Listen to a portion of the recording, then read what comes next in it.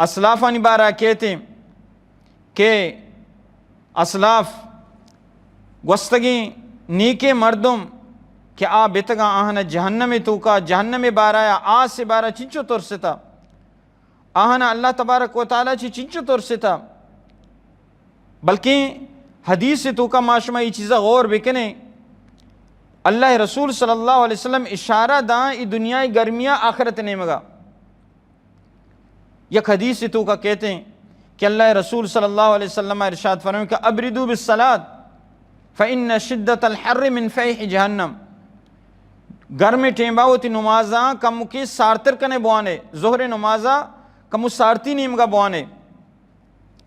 پرچہ کہ فإن شدت الحر من فیح جہنم پرچہ کہ ای گرمی جہنم باپاں چی جہنم گرمیاں چی یا گرمی ای چی اشارہ بھی گئیں حدیث تو کا کہ موسم گرمایا چی خیال بکنے موسم گرمائے گرمیاں چی فکر بکنے عقل بزیرے کہ شمع عبادتانی وجہا چی شمع عبادتانی وجہا چی شمع آخرت گرمی کمتر بھی الفاظانی تو کا اشارہ بچانا ابردو بالصلاة وہ نمازہ سارت بکنے بوانے سکے سکتے گرمی ٹھاکا نمازہ موانے پرچہ ای گرمی خطرناکی گرمی پدہ اشارہ نہیں مگائیں قیامت فإن شدت الحر من فیح جہنم جہنم